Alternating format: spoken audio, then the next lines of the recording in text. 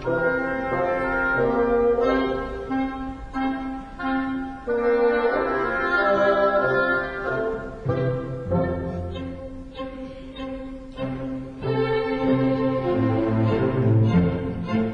evening.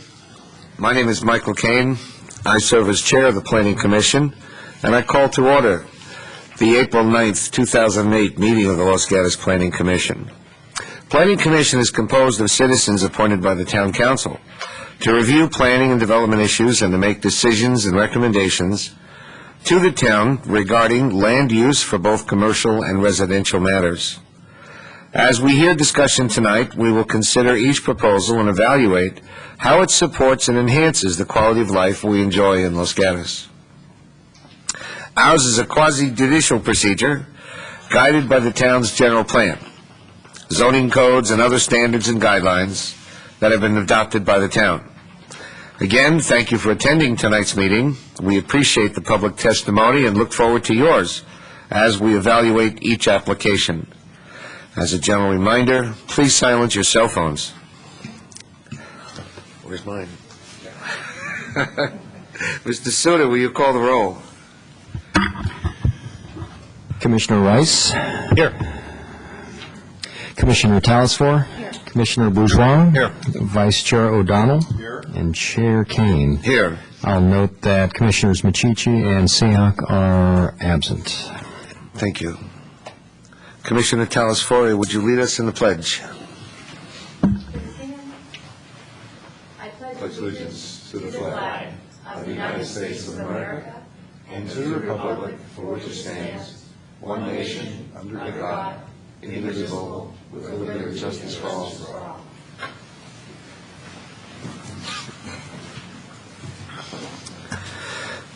We move on to approval of our minutes. Do we have discussion, or may I have a motion approving the minutes of our March 26th meeting? Commissioner? Chairman Kane, I was out of town and have not made the required reviews, so I'm going to recuse myself from this vote. Thank you. Commissioner Rice? I'll move approval of the minutes of the March 26th meeting. Do we have a second? Second. Discussion. Seeing none, all in favor say aye. Aye. Aye. Carries 4-0. Written communications. Mr. Suda, I think we have no written communications tonight. We have one desk item for item 3? That's correct. All right.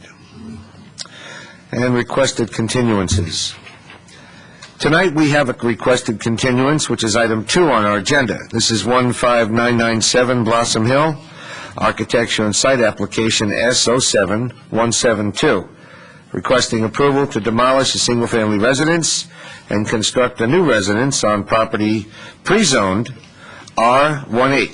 This is APN 523-25-031. Before I ask for a motion, I want to turn to staff. Mr. Suda, what is the significance of property that's entitled pre-zoned? I'm familiar with property being zoned, this, that, and the other thing, but what does pre-zoned mean? In the case of a pre-zoning, that is land that currently is not in the town of Los Gatos. So it's not in the incorporated portion of the town. It's still within the county of Santa Clara. However, should any development occur on the site, that is required by law to annex into the town. So once they make said application, if approved, they then become part of the town? Once, prior to them obtaining the building permit, they'll need to annex into the town. I did not know that, Commissioners. Did you? You all did? Outstanding. I move the subcommittee. Oh, back to a motion. Do we have a motion to approve the continuance? So moved. Second? I'll second it. Discussion? All those in favor? Aye. Aye. Passes 5-0. In addition to our Planning Commission responsibilities, each of us serves on 1 or 2 subcommittees. Tonight we will hear from the Conceptual Development Advisory Committee, which we refer to as CDAC, as well as the General Plan Committee. Commissioner Telesfori, would you report on the CDAC meeting? I would. I'd like to add also that it's an advisory committee that's made up of town council as 2 members from the town council, mayor and usually the vice mayor, and 3 members of the planning commission. It is a body that listens to development as it comes to the town without a formal proposal. We heard tonight the Episcopal Senior Communities, a conceptual site plan for a redevelopment of the Los Gatos Meadows at 110 Wood Road. The site contains 10 acres, 10 and a half acres, and the applicant proposed to demolish the existing senior center and community to construct a larger facility with 256 units and beds. It was an interesting discussion that we had. The objective was very good with this in that it really is addressing our senior services in town and senior housing. And as we heard, there will be a silver tsunami coming. Is that what they said? Silver tsunami, yes. Silver tsunami coming, so we have to pay attention to it. So it was interesting. We enjoyed all of it, and we think, like I said, that the objective is good. The significant impacts, though, and potential ones that need to be addressed are the traffic, the parking, grading, aesthetics, the biologic, and trees. And the most significant one that I think the entire committee agreed on was the height and the visibility issue. Because at 5 stories, it would be seen from major parts of our town. And that was the discussion. Thank you. We also had a general plan committee. The general plan committee also discussed the silver tsunami. Commissioner Bourgeois, would you tell us about that meeting?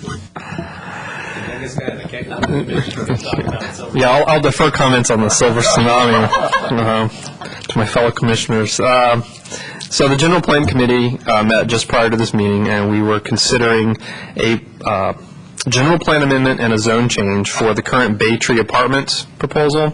There's a proposal to convert that to condominiums and change the zoning from medium density residential to high density, which is a more appropriate designation since it already fits into that category. There was a lot of spirited conversation about this conversion, potential conversion. 3 of the key issues that were focused on were the BMP program, which is the below market price unit, and how many below market price units this conversion would provide. There are parking concerns, does not meet the required parking spaces, and it's just shy of the open space requirement per unit. So after much conversation, there was a motion to recommend approval of the zone change and the general plan amendment, and it passed by the narrowest of margins, 4-3. Thank you. Next, we move to verbal communications. As is your right, any member of the audience may speak for up to 3 minutes on any subject not on tonight's agenda.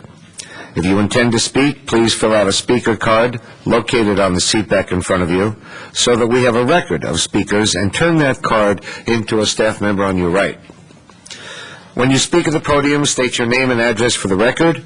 Understand that state law prohibits the Commission from taking any action or discussing any topic that may be presented during verbal communications. And currently I have 3 cards. Mr. Costanzo. Actually, this was for an item on the agenda, so... And we should wait? Yeah, it's for the rezoning of 14981, I believe. Then I apologize. I'll be calling that one shortly. Okay. Mr. Parsons, do we have any cards? Good. Then we move to consent calendar, but tonight, before we go to consent calendar, we have a presentation to be made from the town manager, Greg Larson, and a presentation from the economic vitality manager, Danielle Certain. Mr. Larson.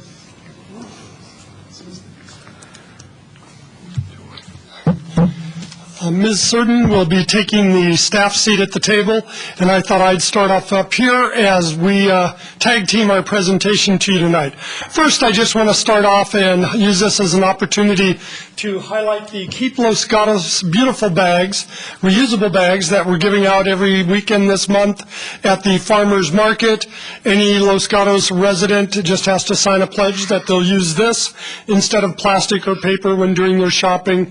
And I think it's appropriate to reference this as just one highlight of many, many things that are going on this month as part of Los Gatos Beautiful here at your commission, because that's really what you do as the Planning Commission, is much year-round to keep Los Gatos beautiful. And the real reason I'm here with you tonight is to give you a brief budget update. And I want to share with you what I'm telling the other commissions as well towards the end of my presentation before we move to economic vitality. But I did want to start, I'm not part of yet of the silver tsunami, but I am part of the balding bulge. So that's where I'll leave it. The budget update. This is an opportunity we provide for every commission to know where the city is fiscally. And while the news is bleak for most governments nationally, statewide, and in this county for local government as well, we are basically adopting a status quo budget. What staff will be recommending to the town council in May is a status quo budget. We're hoping to maintain the same level of services next year that we've been able to provide this past year. And I will tell you from a confidential survey of other city managers throughout the county, that's a more positive outcome than many of our other jurisdictions are facing. Some are looking at layoffs, some are looking at tax increases, some have already implemented hiring freezes, and it's a tough situation for local government statewide and in this county, but due to the past sound financial practices of this jurisdiction, we are able to maintain a status quo budget for next year, which I think is significant. There are only a few major changes you'll see in the budget we'll be bringing before the town council in May.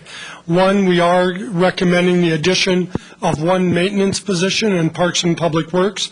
That department has suffered significant cuts over the last 7 years, and we believe we're seeing the impacts of some of those cuts in decreased street maintenance, parks maintenance, landscaping, median islands, sidewalks, you name it, kind of all the maintenance functions of this jurisdiction.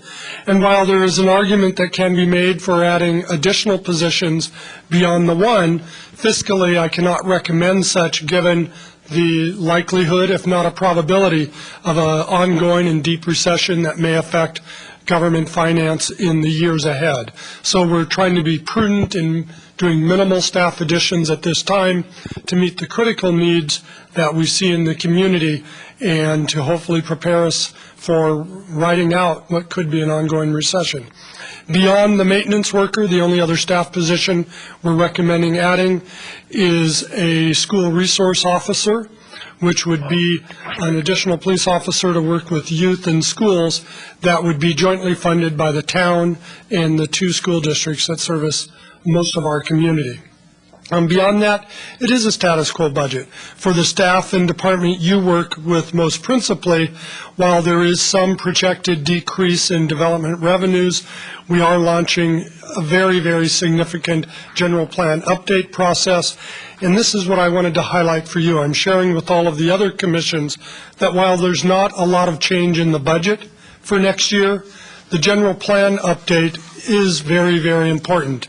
I usually start off my budget presentations with the line that a budget is simply a numerical representation of an organization's goals and priorities, which is what it is. That's very, very important. But even more important is what sets those goals and priorities. And for a municipal jurisdiction, that's the general plan. And that's the effort that's going to be launched and completed over the next 2 years.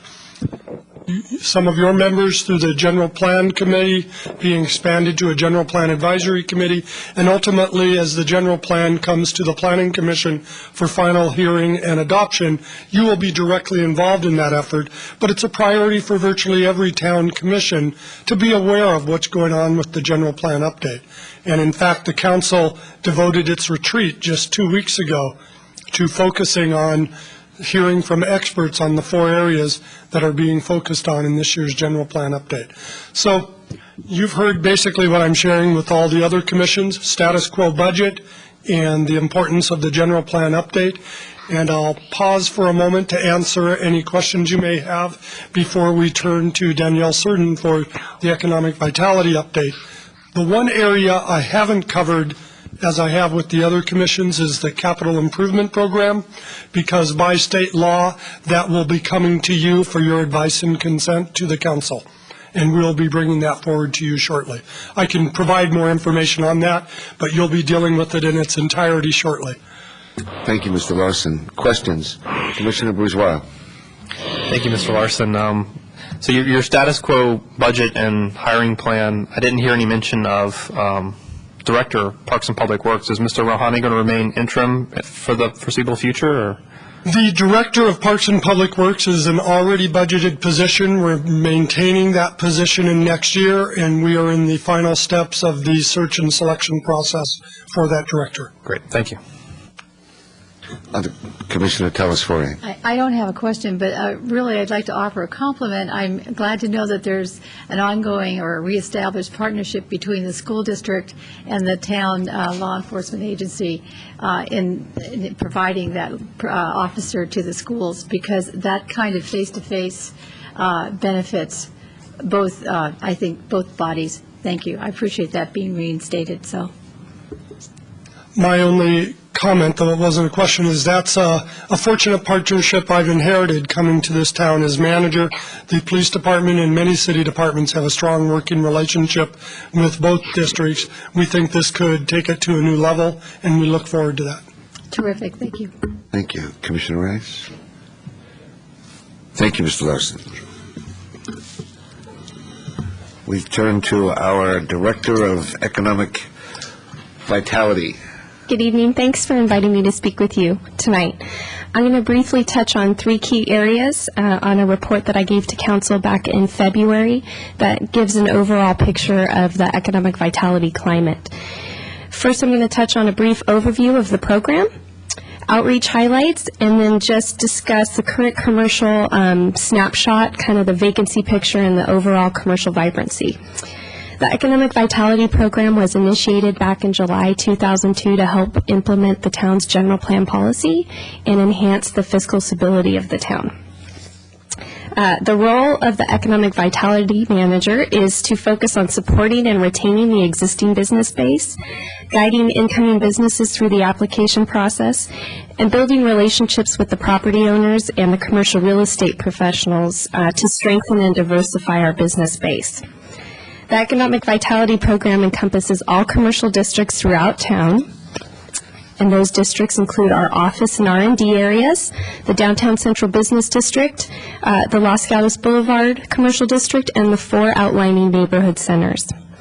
Outreach highlights include ongoing development and maintenance of the town's available commercial properties page. And I'd just like to take a moment to touch on this. This is a new feature we have on the town's website that is free to both business owners and property owners to post current vacant spaces, to access commercial real estate comp sheet list. These comp sheet lists provide market rates, so it educates business owners who are coming into town what the current lease rates are, helping them during lease negotiations, and then also for property owners who are bringing a property on the market to get a sense for where their property fits in that lease range. So that is something that's brand new, and we've been receiving quite a bit of positive feedback from the property owners. We've also created a description and an education process of what current market lease rates mean with the different nuances of triple net versus general gross leases. During the duration of the 3 years I've been here, there's been numerous conversation from incoming business owners who are confused as to what those surcharges mean when they sign their business their lease. So we're hoping that through this informal education process, we're going to have business owners feeling comfortable to negotiate when that time comes for their tenant space. We've also partnered with the Silicon Valley Economic Development Alliance, which is a regional collaborative group, on a regional and national promotion of properties throughout Silicon Valley. So Los Gatos properties are featured on this page through a website called Silicon Valley Prospector, and this group takes promotion of this site regionally and throughout California and through conferences throughout the various states. So it gives Los Gatos the ability to have some market presence at some of the big trade shows, and companies looking to open up their corporate headquarters now have exposure to us through a regional collaborative, and we're really excited about that.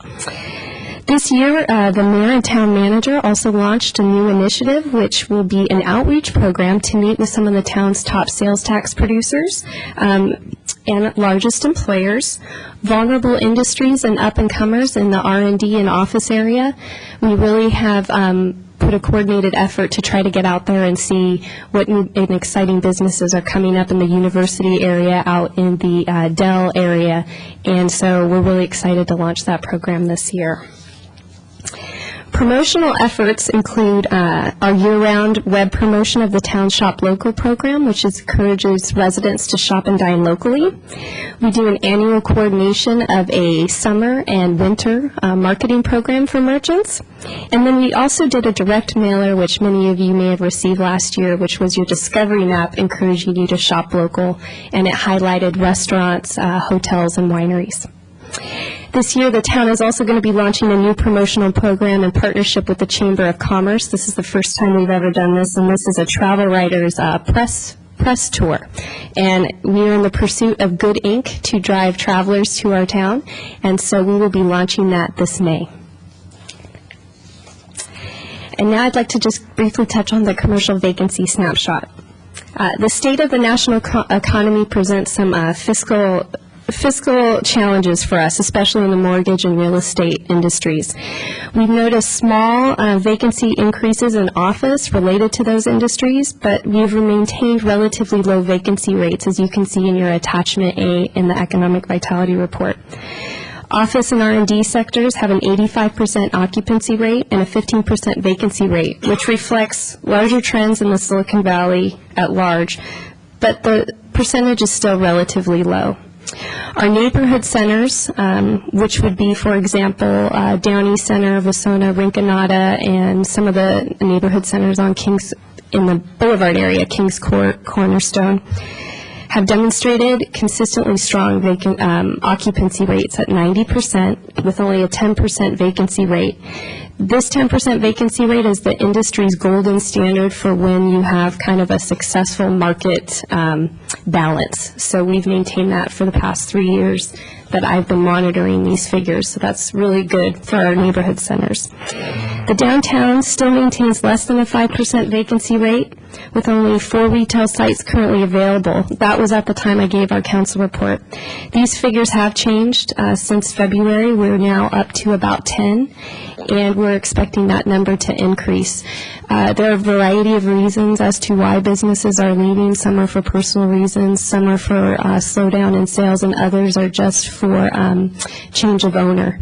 So we're continuing to monitor that, work aggressively with property owners and incoming businesses to facilitate smooth recruitments and no prolonged vacant storefronts.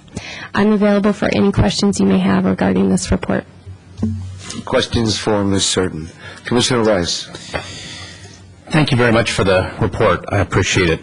How do our vacancy rates compare to other South Bay cities of similar size, the Saratoga, Los Altos, that have a downtown, that have similar mix? I would say ours is one of the strongest as far as our occupancy rates right now, and that tends to be driven by the gross sales per square foot. So while national retailers and independents on a whole are putting expansion plans on hold, we still have the lowest vacancy rates. We still have the highest sales per square foot, and we're still seen as one of the strongest downtowns to locate in the South Bay. You're welcome. Commissioner Bourgeois. When you're calculating, thank you for the report. When You're you're welcome. calculating either percent vacancy or percent formula versus non-formula, a lot of these numbers we see, that's based on a per business license? It's not based on square footage, is that correct? No, it's not based on square footage, it's based on business license. Okay, great, thank you. Other questions? Seeing none. Other questions? Seeing none. Mr. Larson, thank you for your report. Ms. Surton, thank you for your report. Thank you for having me tonight. Upbeat, good news, yes?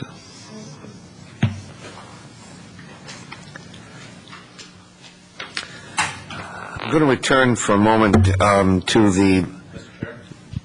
Commissioner Rice. Are we supposed to accept this as a formal report before we move on? It says to, I'm looking at the sheet. Or is Why that don't we just de accept facto? this as a formal report? That was for the council. That was for council, okay. Thank you. Did you find it acceptable? I did find it acceptable, thank you. Good. I'm going to return to verbal communications for a moment. I have a card that was handed in late from Citizen Ray.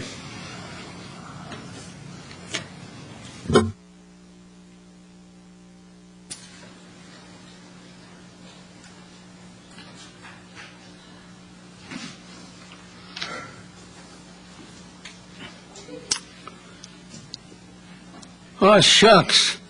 Mr. Larson has left. Oh, there he is. I've got a question. Thank you for standing up straight so I can... Yes, indeed. Mr. Larson, my question to you, sir. You know, we've been without heat in the grotto down here for 3 weeks or so. And again, it's chilly in here tonight. So when do we get the new heater?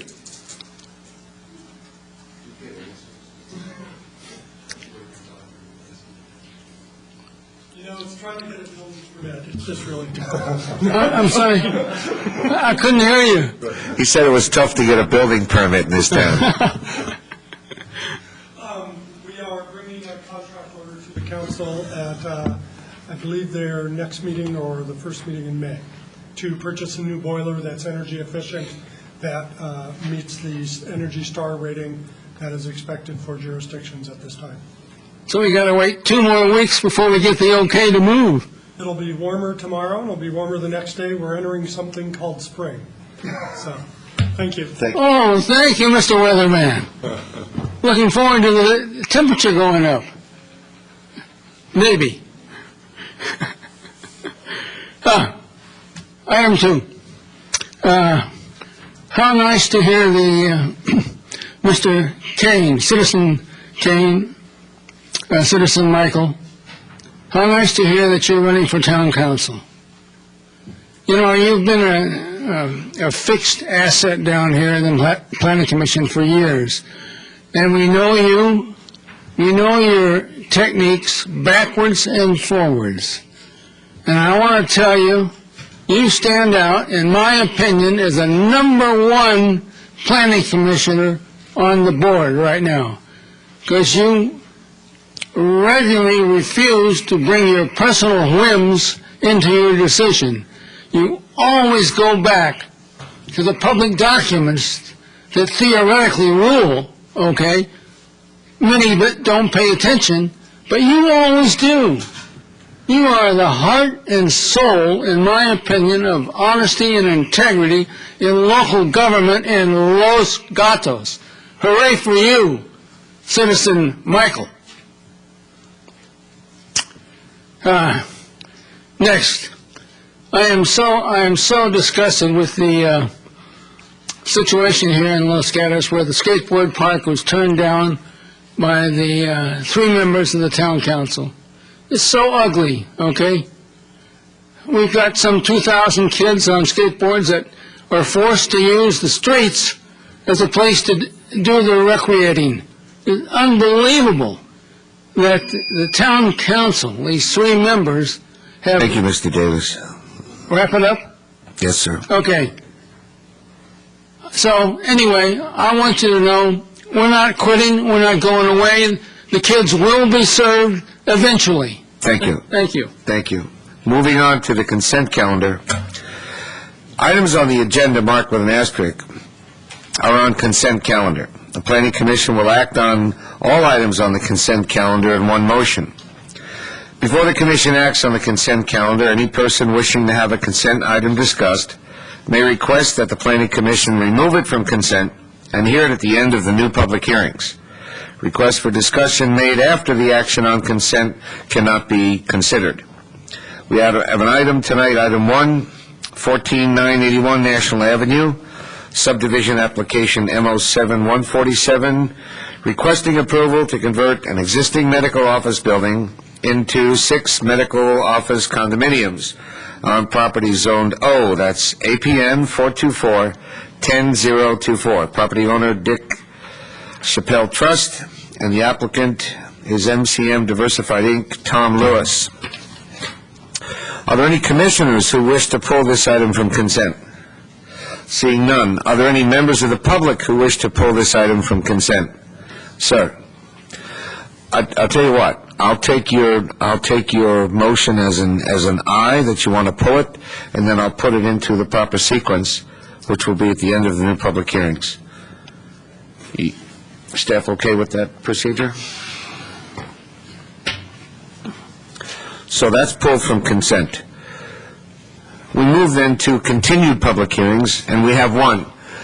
That's item 2 for tonight, 15997 Blossom Hill Road, which has tonight be continued to April 23rd. That's why it's continued. We move then to new public hearings.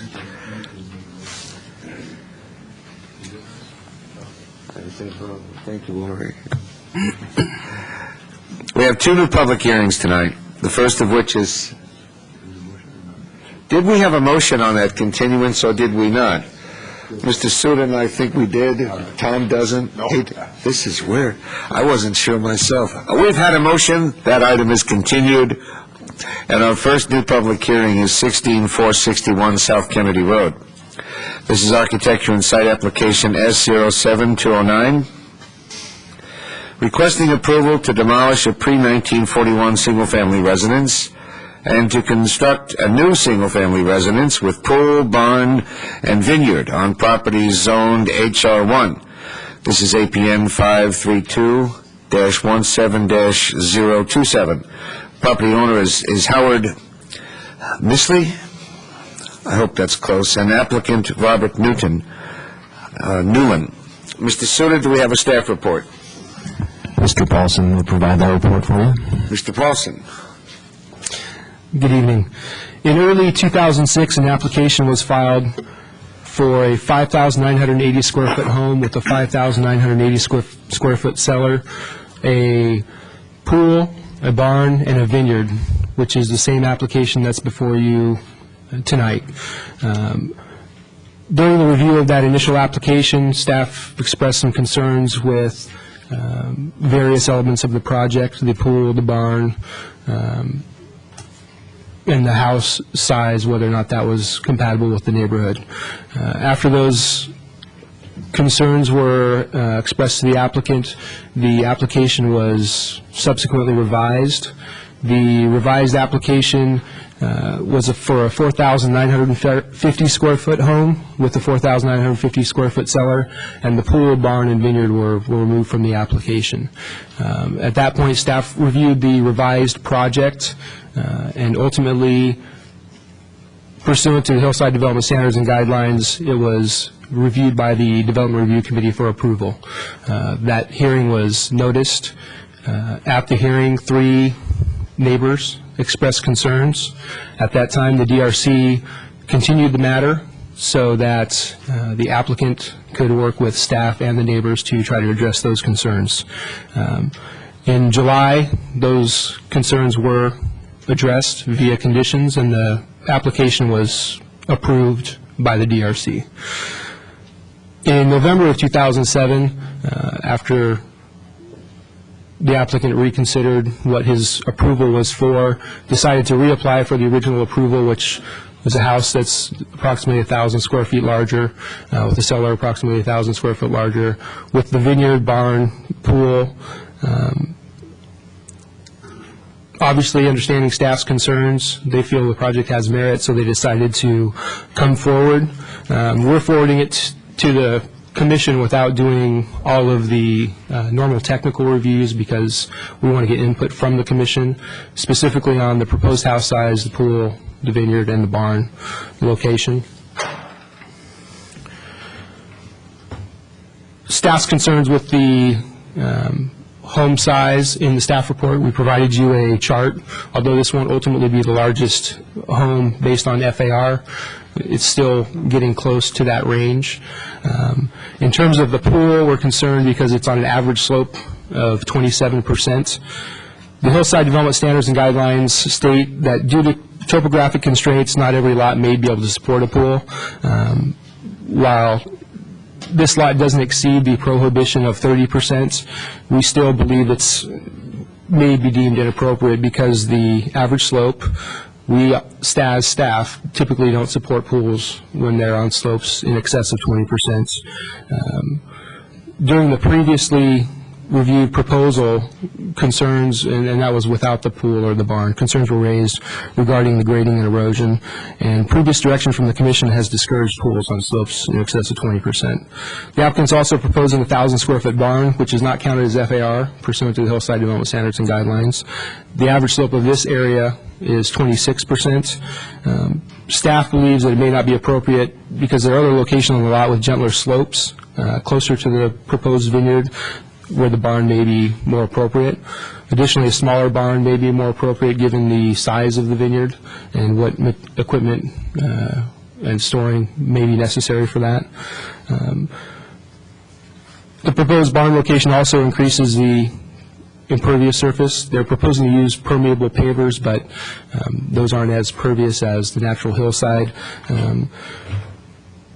And obviously, again, as stated before regarding the pool, neighbors are concerned about grading and erosion, and they will be cutting into that hill to deal with that. Lastly, the neighbor to the east during the initial review was concerned about loss of views in that direction. Lastly, with the vineyard, it would be on an average slope of 22%. While staff doesn't believe that a vineyard is inherently problematic, we decided to bring this to the commission because this is the first time the commission will have reviewed a vineyard since the adoption of the Hillside Guidelines, so we thought it prudent to bring that before the commission to get direction, general direction on that. There's 3 areas where the proposal currently doesn't comply with the Hillside Development Standards and Guidelines. One is the maximum cut depth of 4 feet, and that's at the garage entrance, where there's the single-car garage entrance, which goes to the below-grade level. Their maximum is 8 feet proposed. Secondly, the maximum combination of adjacent cut and fill. Pursuant to the guidelines, the maximum 6 feet, they will be exceeding that. However, they can reduce the width of the pool and make that compliant. And lastly, staff's concerned that the amount of overall development may be too extensive. There's a desk item for this matter. There's also other general issues that the neighbors raised before that are in the staff report. Staff believes that the commission should deny the application because the elimination of one or more of the elements, and that being the increased house size, the pool, vineyard, or barn, may not be appropriate. But if the commission finds merit with the proposal or one or more of those components, staff recommends that you remand that back to us so that, with direction, so that it can be further reviewed and then brought forward to the Planning Commission for final decision. There's a desk item on this matter, which I can't remember if I said already, I may have. There still is a desk item on this matter, and staff's available if you have any questions. Thank you very much. Commissioners, do you need a moment to review the desk item, or have we done that? Questions for staff? Mr. Bourgeois. I have one clarification, then I have a question. I just want to understand the process that happened. So they came in with an application. It went through staff, historic for the demolition. It went through the consulting architect, consulting arborist, went through DRC. Changes were made at every step, and then they originally came back with their original proposal that we started from. Is that correct? Correct. Okay. So my question is going from the big picture to quite minute and technical. Looking at the cut and fill balances, how do you have a 6,000 square foot cellar and only 2,000 cubic yards of cut. The numbers just didn't seem to add up to me. Have you taken a look at the export numbers on the cut and fill? As we said, when they resubmitted this application in its state that it originally started out with staff's concerns, all of the technical reviews haven't been finalized. We will make sure that we look at that going forward from here. Okay, thank you. Any other questions? I have one, Mr. Paulson, along the lines of Commissioner Bourgeois' changes. Do you know why the applicant changed? Was that expressed to you, why they went down and then came back up again? This project was originally processed in the beginning by another planning designer with us, so I don't have all of the background on that. The applicant may be able to shed some light on that. I think staff probably obviously expressed our concerns in the beginning. They decided that process-wise, if they would eliminate some of those elements and modify the home, that it may be something that was a little more reasonable and consistent with the hillside guidelines. And then once the approval was finally achieved, I think they maybe had second thoughts and weren't real happy with what was ultimately approved and decided that they, in fact, did want to go back for the original approval. But they, I'm sure, will provide additional comments in that matter. So you were not involved in this application from the beginning? No, I was not. I served on the Historic Preservation Committee and that July 5th, 2006 meeting. I brought my packet. That was available to you, of course, in preparing. I'm familiar with this the report. historic comments. Okay, I'll go over that again later. Commissioners, any other questions? Thank you very much. Now I'm going to open the public hearing, beginning with the applicant, Mr. Robert Newton, who will have up to 5 minutes to speak. After any other public members speak, the applicant will then have 3 minutes for rebuttal. Now, if there are members of the public who wish to speak, please turn in a speaker card. You will each have up to 3 minutes to speak on this item. I now call Mr. Newland or his representative. Wait, Bart. My name's Mark Fredkin. I represent the Misley family. 2 things. I understand 5 minutes, and I guess we'll break up the 5 minutes. There are a lot of issues that have been raised, both in the recent questions as well as the packet. So I'll address them as fast and as efficiently as we can. Mr. Newland has pictures that may answer some of the questions concerning the cut and fill, issues concerning the pool, issues concerning the garage, and so I will attempt to leave time for all of that, although it's going to be difficult. We understand the competing issues that you have to address. The town's issues about property rights of those in Mr. Misley's circumstance. It's right in the Los Gatos Hillside specific plan enumerating the rights of the property owner. The town's interest in compatibility in working with the environment and making sure there's natural beauty that's maintained, and obviously the neighbors' input and concerns. We know the competition from these various competing interests. It's because of that, in consultation with Mr. Misley today, I think it would be in everyone's benefit, and we are prepared to withdraw the request for the vineyard and the request for the barn so that we can deal with what is the central issue here, which is the residents and the pool. We think that accommodation will cause us to be able to address, I think, in more particular fashion, the concerns that were expressed by staff. The residence size. We looked at the floor area ratio.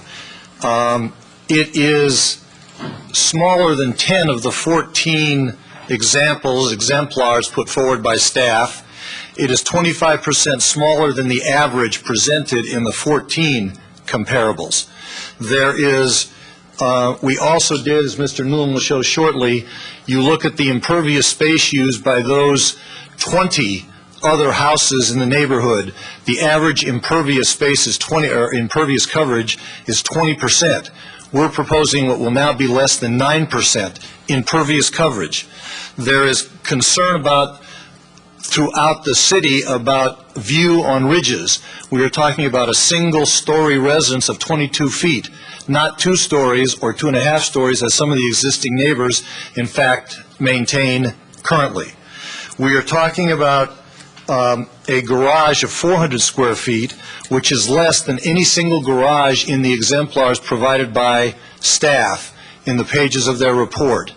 We are talking about a grading circumstance, as mentioned, relative to the garage, which was approved. It's the identical configuration prepared for the 4,980 square foot house that was approved by staff. There's no change in the grading in the garage, and the city should not condemn, but should in fact embrace the notion of this ground floor garage, because what would happen? More impervious space taken up by a 400 square foot garage, which is now obviated by putting the garage essentially underneath. And in fact, as Mr. Newland will show, some of the city's, town's own literature support the notion of this type of, at least only at the entrance of the garage, this variance from the 4-foot cut. If you look then at the pool, it'll be addressed as to why, from an erosion standpoint, from a configuration of the hillside, why it will in fact improve, not cause additional erosion problems, and should also be embraced. We know this has been a home that has been open space for a while. We understand the neighborhood concern. It's always that way when something has been left open for a long period of time. It's viewed as open space. Everyone takes an implied right. We are respectful of the environment. The home's profile is respectful of the environment. Relative to the red house that exists today, the city's interests will be advanced, and that's the intent, and Mr. Newland will show you why. Be happy to take questions afterwards, and sorry for speaking so rapidly. Hello. Good evening. I'm Bob Newland. I'm the designer for the property. As you can see, it's a beautiful oak-studded property with views. At first, I wanted to tell you, we were inspired by other hillside properties, and what we're trying to create is a rustic stone faced property with natural type plantings, plants in pots, casual patios in pots. This is what this project is all about.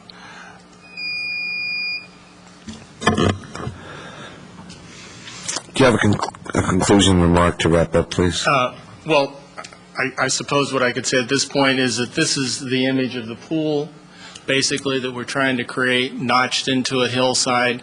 It's not going to be something that is a negative impact at all, and we have, I suppose I can respond to questions. Thank you very much. Are there questions for the representative or for the applicant? Commissioner Bourgeois. Again, I'll ask my question about the cut and fill balance. Excellent question, because it doesn't seem to make sense. But if you go through the numbers, 6,000 times basically roughly 8 or 9 feet. Let's say 6,000 times 8 is 48,000. That's 48,000 cubic feet. Then you divide it by 27, it's roughly 2,000 cubic yards. And that includes the cellar, Yes. the roadway, the pool, all that's included in the, okay. My second question, if I may, is I'm a little confused about the garage, and this might be a question for staff.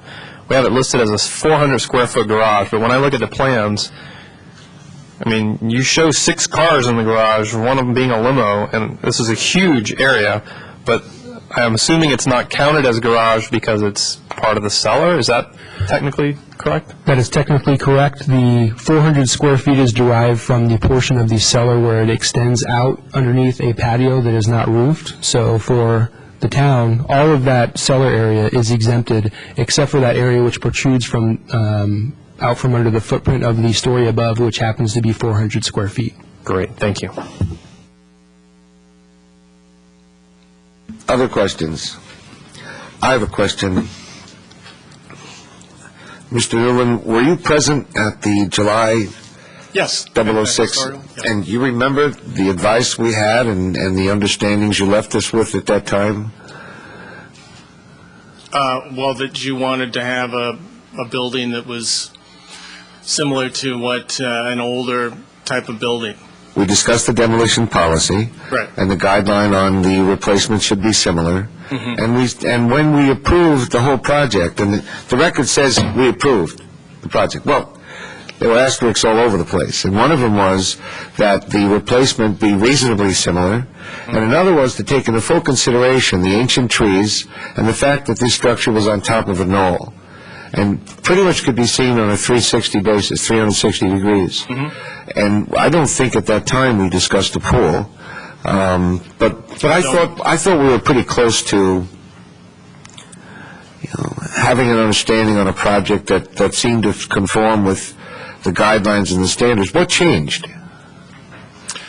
Well, basically, my client decided that after we got the approval for the 4,950 square foot house, that he really wanted a pool as part of this, and he wanted these other improvements. However, in consultation, we think that we should just pursue the home increase in size and the pool at this point. Thank you. I walked the property today, and I want to put this in the form of a question. As you present that picture of the pool, and it looks pretty flat, indeed, the slope is about 26%, and indeed, that 26% goes on for, correct me if I'm wrong, 10 to 15 more yards before it drops off on a cliff to the houses below. Is that correct? Well, and before it drops off to a steeper slope to the house below. The house below has cut into their hill. Okay, thank you. Commissioner Rice. Thank you. Mr. Fredkin said you deal with the fact that the pool actually helps erosion control. I just want to hear your thoughts on this.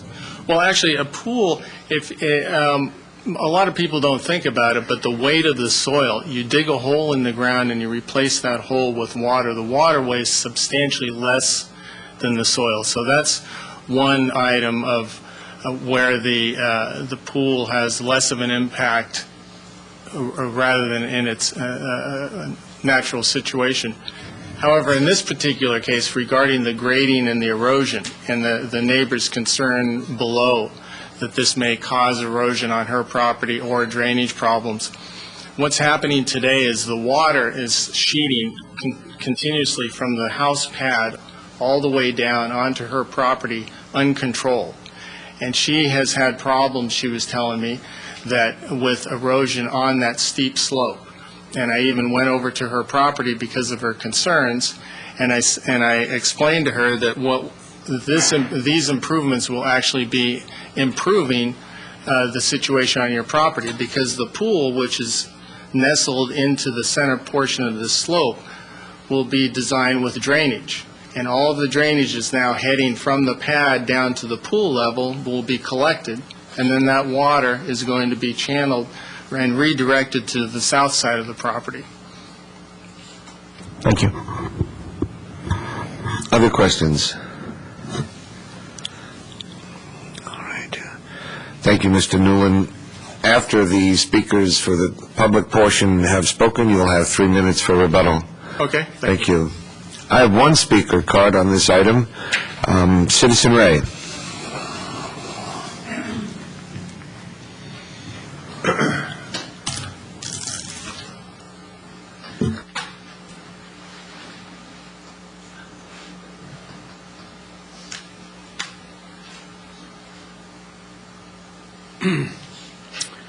Yes, speaking as a champion of the mountain, it's a continual battle to stop gross overdevelopment of properties on our gorgeous mountain, okay?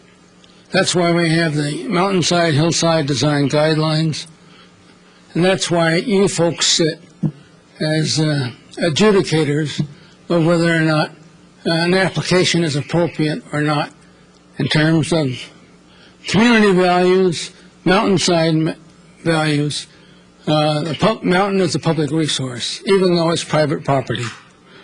With that in mind, I want to tell you I couldn't believe when I found out, a couple of months ago that the DRC, the Developers Resource Committee, had approved a 10,000 square foot home on South Kennedy. 5,000 above ground, 5,000 underneath. I couldn't believe it. Approved through the back door. Bypassed the planning commission entirely. And you know what I'm talking about.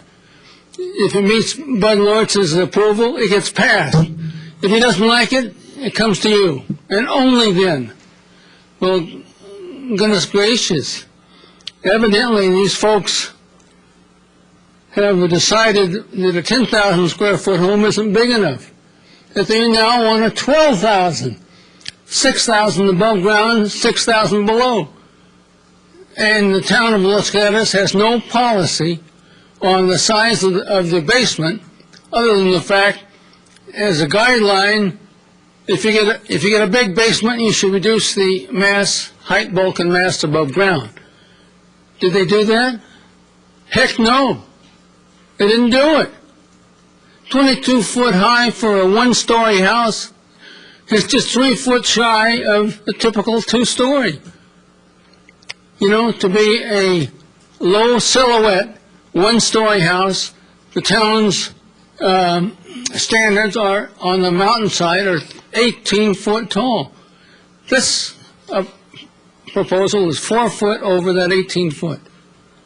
So, you know, it's a never-ending fight because the property rights issue is me first, and I don't give a damn about the community values. And I think I would urge you folks to make a stand and tell Lortz he's got to come up with a policy on the size of basement, because all we're going to have is 6,000 square foot applications above ground and 6,000 below. It's going to set a huge precedent, okay? And how many people are going to be in there? Thank you, Not a Citizen couple. Ray. And how many cars are they going to have? Thank you, Not Citizen two. Ray. It's an Thank you very outrage. much. Mr. Suter, do you want to comment on the scope of the authority of the DRC on such projects? The Hillside Development Standards and Guidelines grants the approval authority for homes less than 5,000 square feet in compliance with the Hillside Standards to the Development Review Committee.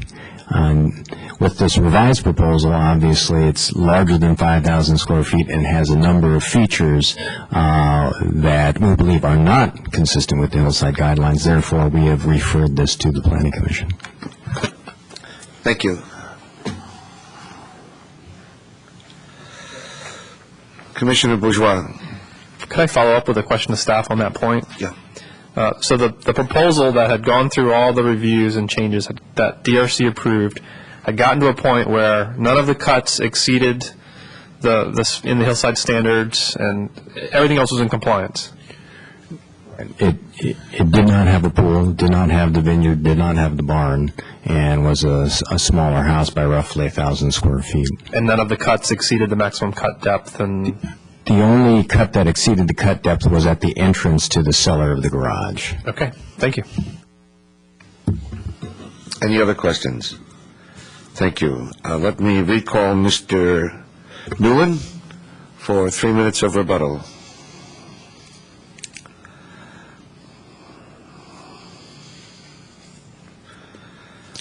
Thank you. I'm going to quickly run you through. This is basically what we're trying to create on that property, a one-story house. The Hillside Guidelines, if you have a 32,001 square foot property, you can build a 6,000 square foot house. Our property is over 3 times the minimum size to have a 6,000 square foot house. The first thing this is the property showing the existing buildings in white. The first thing we did to develop the property was accurately locate all of the trees. We had an arborist who then advised on how we can protect as many trees as possible and identify the trees that it would be okay to remove or that were in poor health. That identified for us how to configure the house to save absolutely as many trees as we possibly could. The house entry was underneath the beautiful oak trees, and the garage has been selected to enter from there so that we could use the natural downslope of the property and tuck the garage underneath, and through that strategy, we've been able to keep it as a one-story building. This is how the access is to the property. We've deleted the vineyard. The pool, we believe, should be in the backyard. The water, you can see all the water between the house and the pool will be collected and redirected to the native plant sanctuary, which I'd like to point out is a half an acre, and we've incorporated wildlife corridors to this native plant sanctuary. The neighbor to the east of us, and this is a typical house in that area, has requested that we put in screening trees, which we've accommodated. The remaining portions of the property will be created. Okay, now this is an example. We wanted to see what's happening in the neighborhood, what the development is, what the impermeable coverage is. We did a detailed analysis through Google Earth and established the boundaries of other properties and determined that the average impermeable coverage of all of the surrounding properties was 20%. We're proposing 9%. Today, we're reducing that probably to under 8 because we're reducing the request for the barn. Finally, this is a sample of the materials we're proposing, the type of stone. And again, I believe this home that harkens back to the early Spanish mission is really appropriate for this community. I'm proud to present it to you.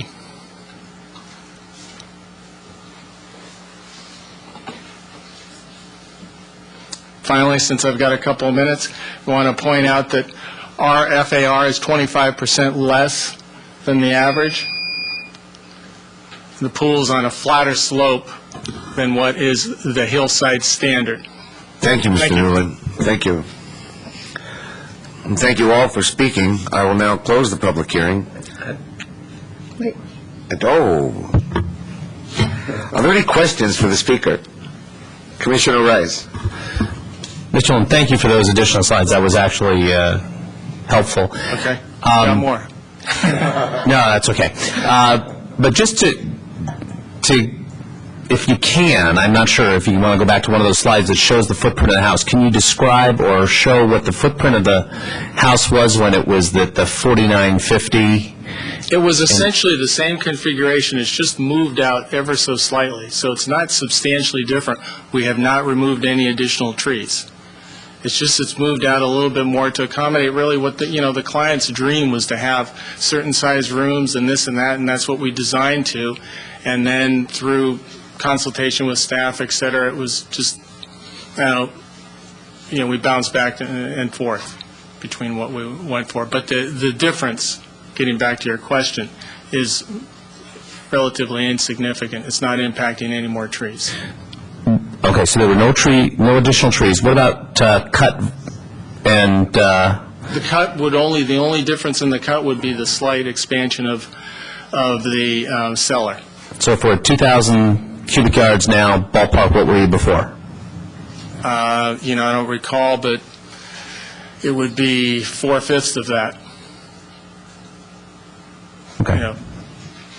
Thank you. Okay. Thank you. Commissioner Telesfori.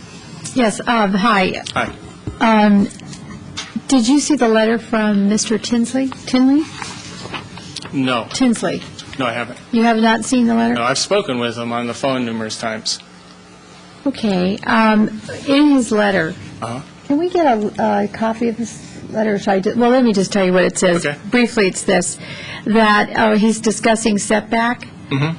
And he said that it looks like the proposed setback has shrunk from roughly 46 feet to approximately 26 feet. When I was out there today, if you're standing in front of the house, it would be the left side. Correct. Seemed to be fairly close to their property line, their backyard, their pool. And were you aware of that? How will you mitigate that? Yes, we're planning on planting screening trees in that area. We both have a mutual interest of privacy, and I've spoken with Mr. Tinsley, and my client would like to do that too. So we've discussed perhaps even planting oak trees on his property and our property in conjunction too. So you... But we are outside of the setbacks. Okay. Do you know how much? I don't recall off the top of my head. Okay. You did speak with him, however? I have Okay, spoken thank with you. him. Commissioner Bourgeois. Thank you for your rebuttal remarks. So we have several options in front of us. I mean, we can approve your project, we can deny your project, and there's a range of things we can do in between, one of which is sending this back through the process, remanding it back to staff for redesign or changes.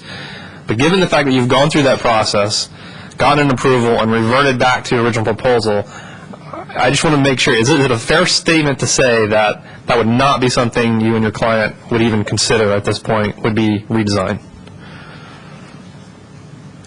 Redesign of the building and the pool? Well, a redesign in the order of the comments that you've already received from staff and other bodies. When you've gotten that input, you got an approval, then you chose to ignore that input and go back to your original proposal. So I don't want to waste our time or anyone's time with coming up with detailed recommendations for change if you're not open to hearing that. I believe we're open.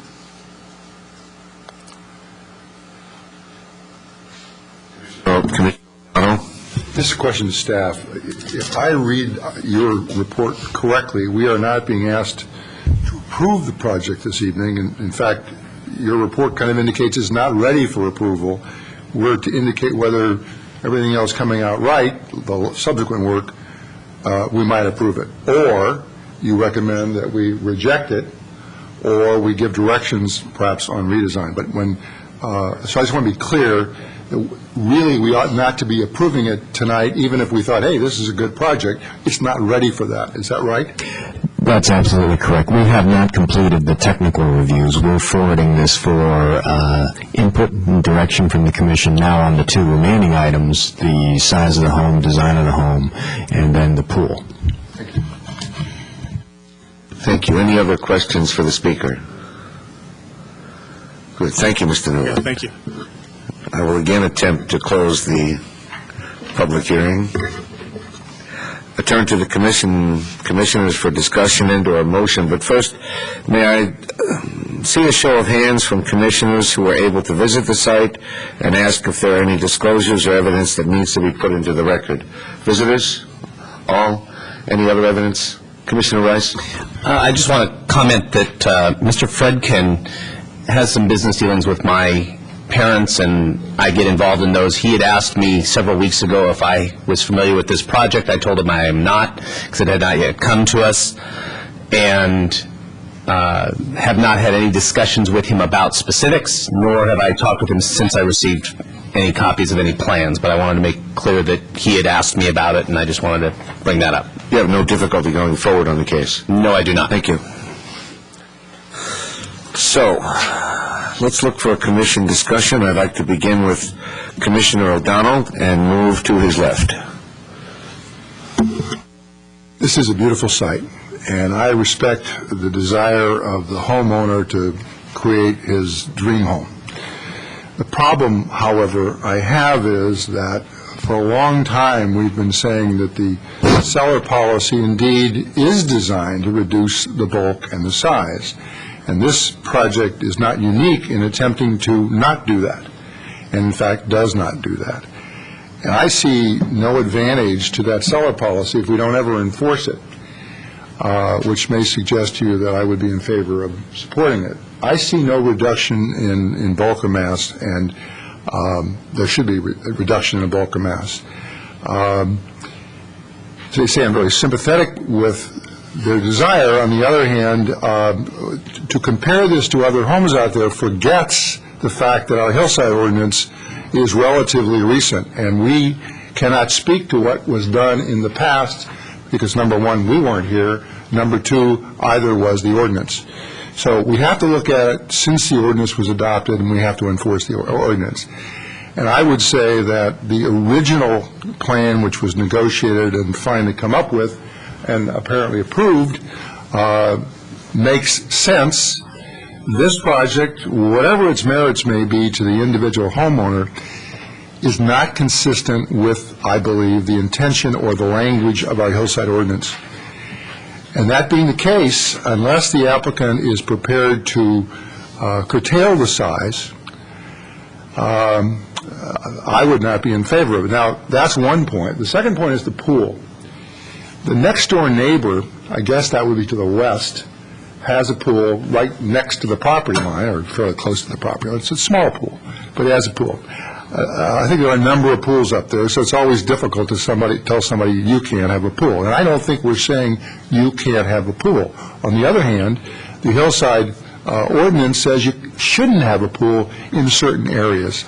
And I think that's what we're trying to do here. I can understand the desire to have a pool behind the house as opposed to somewhere else. But we do run into the problem that it is on the downslope. It is close to where you might not have it. I'm not in favor of a pool on that slope. On the other hand, at this point, since we're not really at a point where I think we're going to approve the project, and I'm not eager to flat out deny the project, except as offered, I'm not prepared to say that the pool could not be built under any circumstances, but I'd have to have better reasons than I see tonight. So all I'm saying at the moment is if the applicant wants to go forward with this particular design, I would not be in favor of it. Thank you. Commissioner Bourgeois? I think that was well stated. Even taking the vineyard and the barn out of the equation, I still think this is a lot of development for the site. This is a very special site, and this is, I mean, a beautiful piece of property, and I think it warrants incredible design and special attention. Yeah, I mean, bottom line, I want to see things in compliance with our hillside standards and guidelines. This project is clearly not. It exceeds cut maximum depths for several aspects of the project, and the development is rather extensive. It's a very prominent knoll. The tree impacts are going to be great. I mean, it's going to increase the visibility of that site by taking out some of those. They are saving a lot of trees, but they're taking out some significant oak trees in the middle of that development, right at the top of the knoll. So I would have liked to have seen what the proposal was that the DRC approved. I think that might be more in line with what this commission would consider. So those are my comments. And I would agree with what I've heard so far. Thank you, Commissioner Telesfori. Oh, I'm sorry. I'll jump the gun here. I apologize. And I would agree with what I've heard so far. And I would like to say that I'm complimentary to the design as being one story. We don't often get to see them, and I look like if you use those natural materials, it would really blend with the hillside, and I appreciate that. And I'm also respectful of the applicant's desires, but as a commission, we're really guided and more than guided to make our decisions based on the policies and standards in place.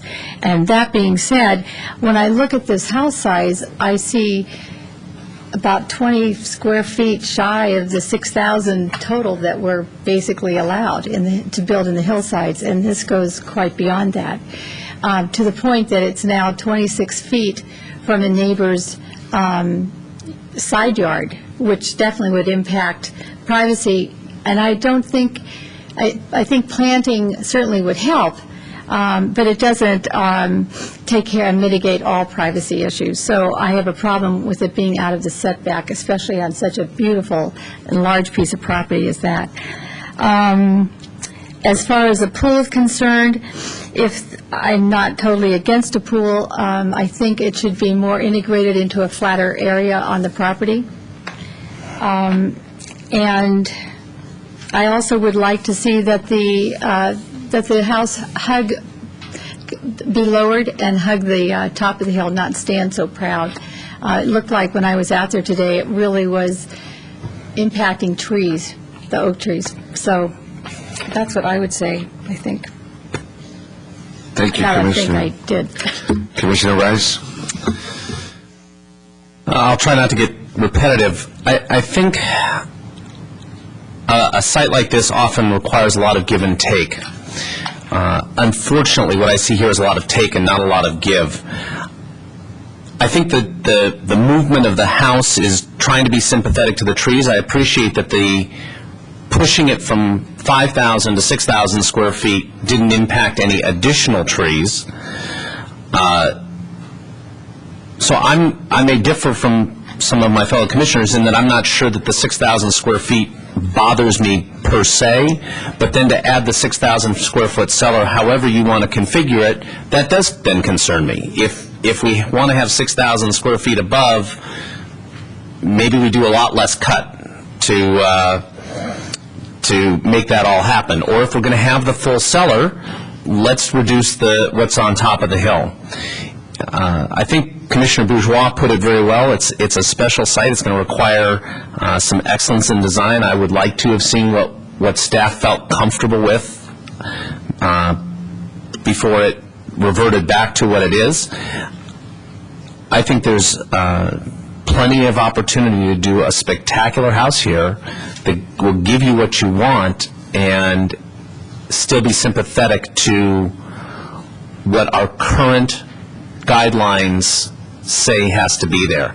And that's the problem. And you can't go back and unring a bell. So maybe there's houses out there that we don't like the way they appear today because they don't meet the current standards. But the reason the standards are there is because some of those came along that made us sit up and say, wait a minute, we need to make some changes on how things are done.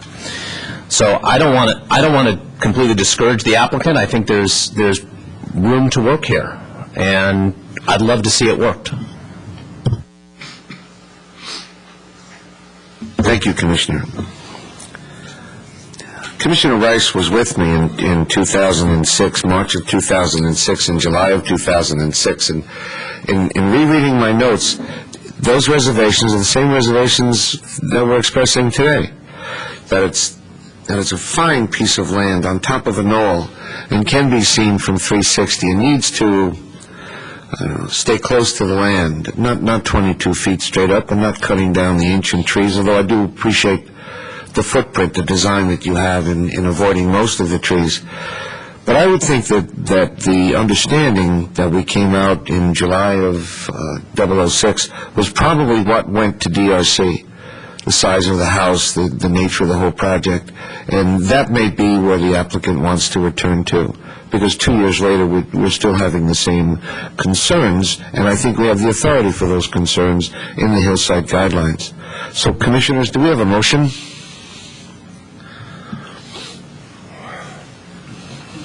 Commissioner Rice? Commissioner O'Donnell? I would make a motion that we remand the matter for further consideration and discussions between the staff and the applicant. I think that would be the motion. I would second that. We have a second. Discussion? Commissioner Telesfori? Just to clarify, would this come back before us? It would automatically, just because it was here today?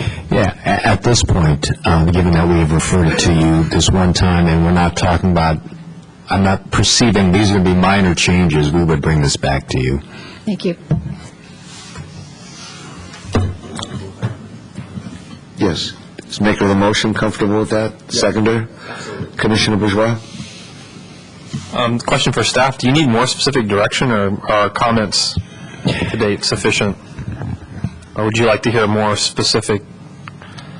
If you have more specific things you'd like to throw on the table, that would be fine. I've heard, I think, some unanimity on this issue that the size of the house and the size of the basement are too large, that with a full cellar there ought to be a resulting reduction in the size and bulk and mass of the home. You're not seeing that, and you're looking for a reduction in the amount of cut on the site. And perhaps something that's closer to what the DRC saw earlier on in the process.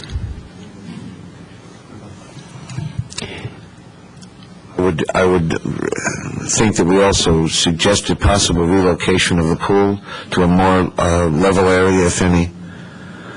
Correct. I've got that in my notes. And also, I guess the reduction, I'm concerned about that setback from the neighbor. Okay, we can add that to the list of concerns. Commissioner O'Donnell? We're speaking generally and trying to help. I just wanted to say, from one commissioner's standpoint, I'm not prepared to say where the pool should be. I mean, we've talked about the slope is just perhaps okay for the pool under our own rules. So I'm not saying it can't be there, but I think it would be good to explore it being somewhere else. But I'm not unsympathetic that the pool should be somewhere that it is usable and convenient to the family. We're just saying that because it's so close under our guidelines, if we could move it somewhat, it would be easier. But just from one commissioner's standpoint, I'm not categorically saying it can't be there. I understand that, and other commissioners may be saying they find some merit to supporting staff's position of 20% slope. But I don't think that affects our motion. Commissioner Rice? I'd also like to suggest that before it comes back to us, or when it comes back to us, we're going to want to see a full landscape plan with this as well. Thank you. Thank you. Other discussion? We have a motion that's been seconded. I'm going to call the question. All those in favor say aye. Aye. Opposed? Motion carries 5-0. Do we have appeal rights, Mr. Korb? No, this was a decision to remand the application for further review and discussion with staff and some redesign. As I understand it, the matter will be reset for public hearing before the Planning Commission when staff is satisfied that all the environmental and other reviews have been completed and the application is ripe for reconsideration by the Planning Commission. Thank you. Before we move on to our second public hearing, I'm going to take a 5-minute break, and we'll all be back shortly after 8:30.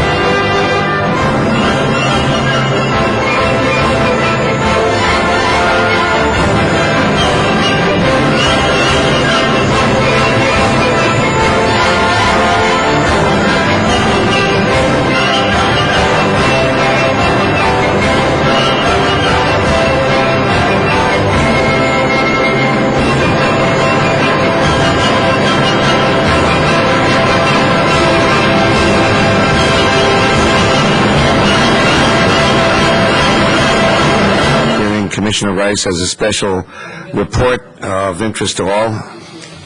Calgary's leading 2-1 over the Sharks with 5 minutes left in the second period. Now, for the folks at home, don't change your channel. Yeah, they're all watching us. Our second new public hearing is item 4 on the agenda. We will have one more public hearing after this, and that's the item that was pulled from consent. This is 301 Albert Drive. It's a minor residential application, MRO 7-156, requesting approval to construct a second-story addition greater than 100 square feet to a single-family dwelling on property zoned R18.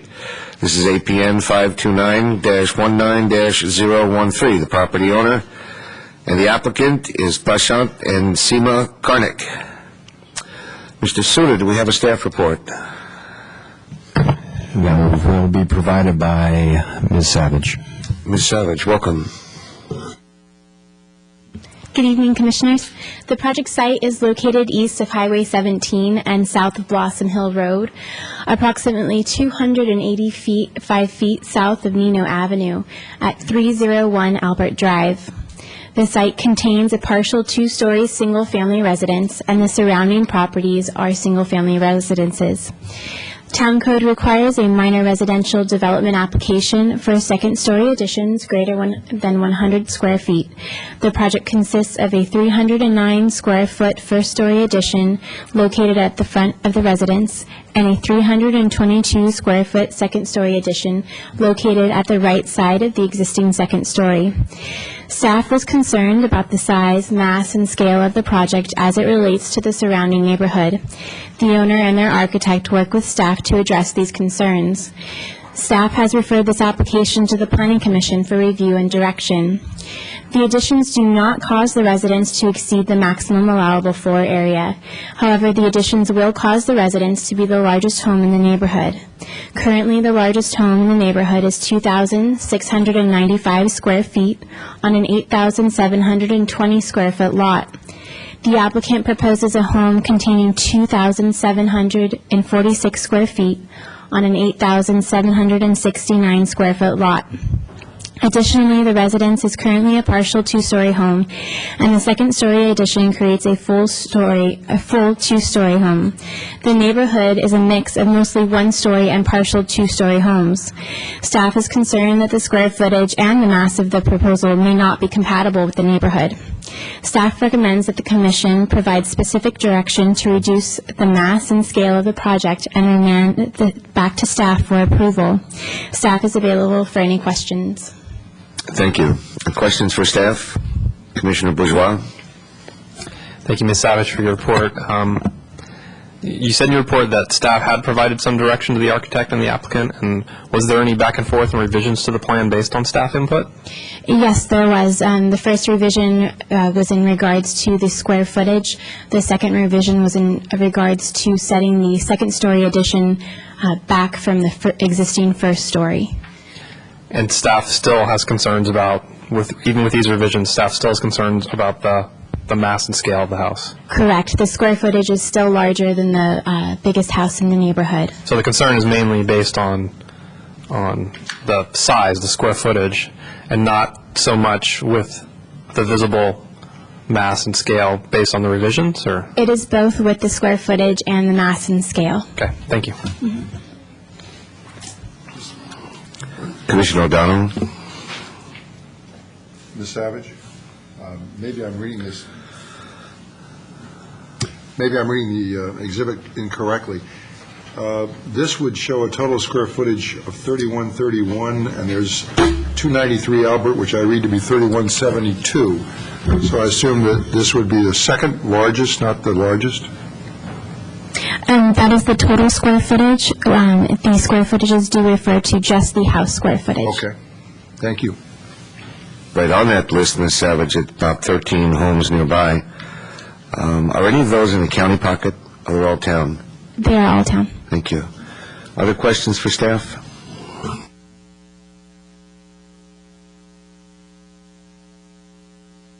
I will now open the public hearing, beginning with the applicant, Mr. and Mrs. Karnik, who will have up to 5 minutes to speak. After any other public members speak, the applicant may return for 3 minutes rebuttal. If there are members of the public who wish to speak on this matter, please turn in a speaker card. You will each have up to 3 minutes to speak, and I now call Mr. and Mrs. Carnick or their representative.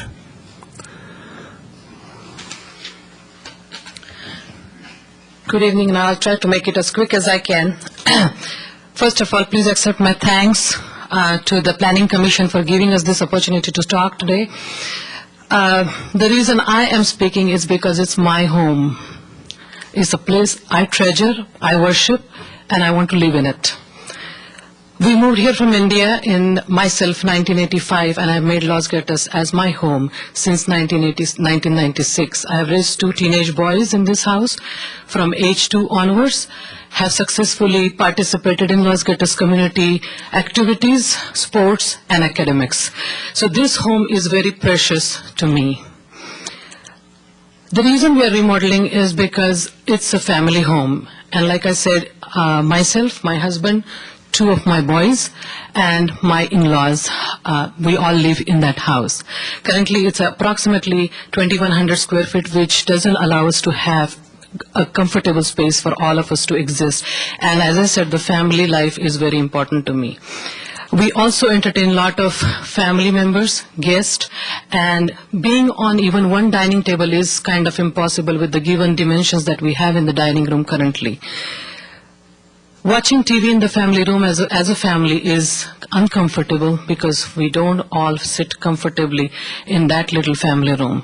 So the expansion is based on our needs, the aesthetics, and also based on the Vastu Shastra, is the science of architecture based on Indian beliefs. So we have taken into consideration many aspects, including taking consideration of our neighbors. And like I said, we entertain a lot. We enjoy being with people. I have a choice of finding another home, but this neighborhood is my home. Every time I come home from work, I really feel welcomed and I feel like I am stepping into my little place. We have been working with the town since October, going back and forth, honoring the recommendations and suggestions that they have provided us. And we respect the Planning Commissioner's stance on trying to maintain the gracefulness of the neighborhood or trying to keep the integrity of the neighborhood. And so we have addressed all these concerns in redesigning, going back and forth with our architect. And I really want to thank Chris Spalding for all his patience. We have taken a little break periodically based on my health, and he's been very gracious about that. The house that we have proposed now has been redesigned. We have redesigned the entire roof line. That will dramatically increase the cost estimates to accommodate the staff's recommendation. We have also offset the right side of the house by 3 feet to blend in with the neighborhood. We have also reduced the square footage by 20 square foot from the original proposal, making our master bedroom even a little smaller. And I also want to thank our neighbors who have been very supportive. When we had the story poles erected, they all came and asked us when we were starting the construction. For that, we had no answer.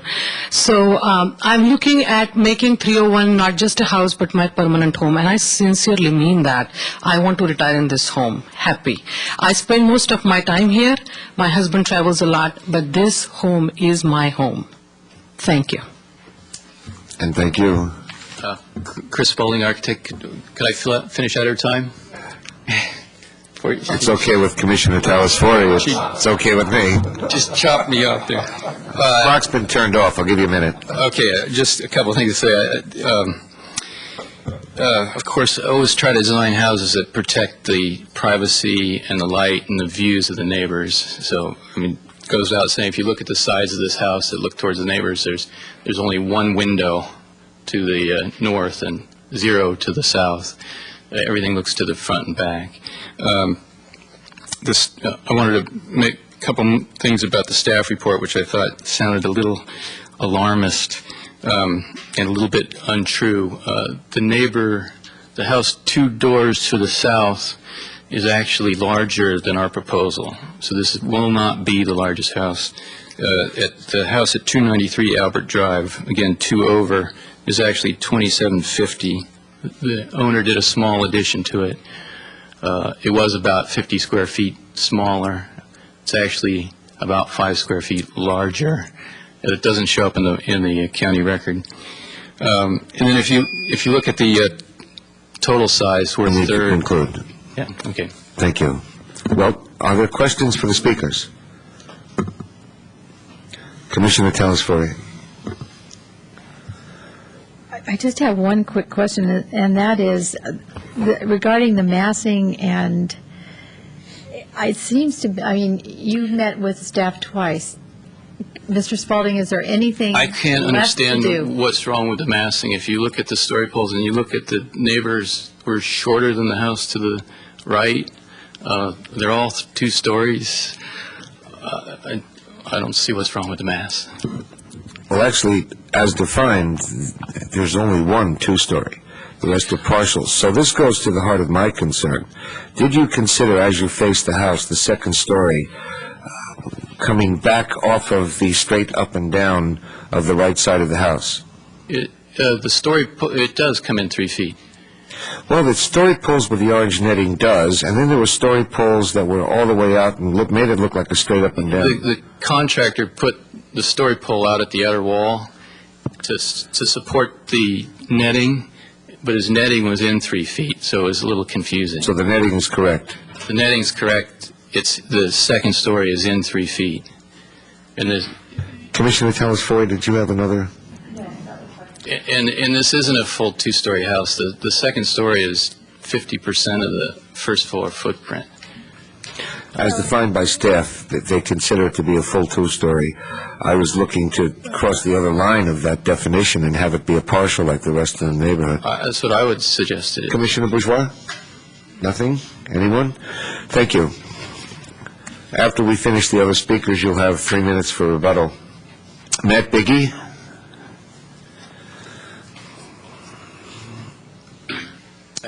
Thank you for taking the time to hear us.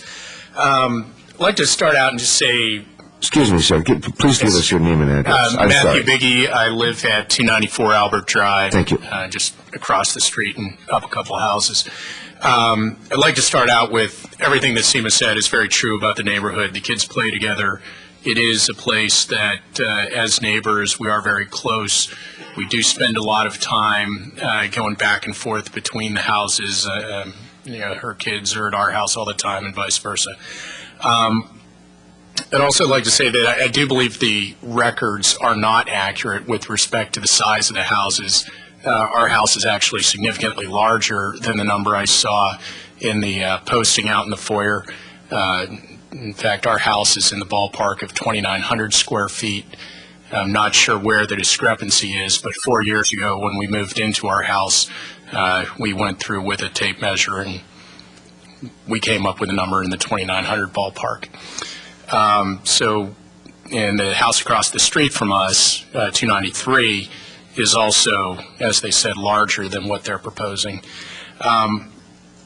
With respect to the masking and the poles and everything, I, as somebody who drives past the house every day several times, I would say that it is absolutely in keeping both with the style and the form of the adjacent houses in the neighborhood.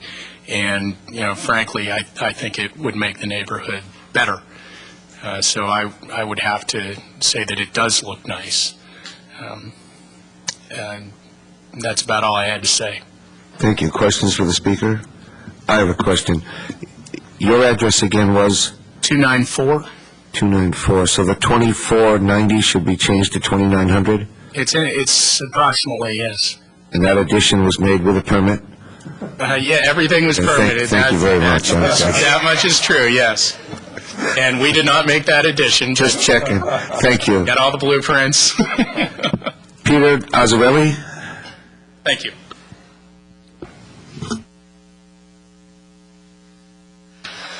Good evening. My name's Peter Azzarelli. I live at 297 Albert Drive. I'm a direct neighbor to the south of Seema and Prashant.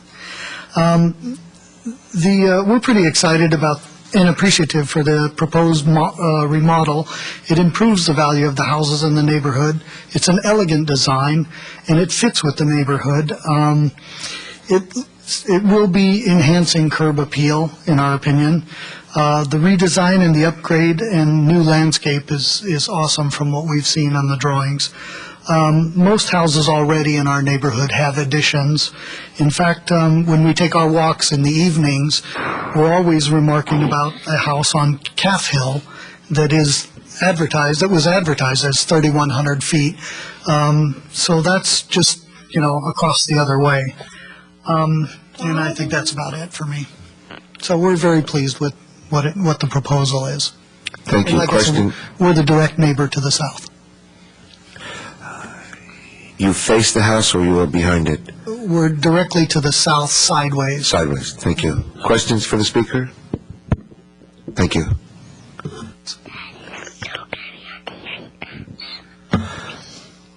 Kayin Gao?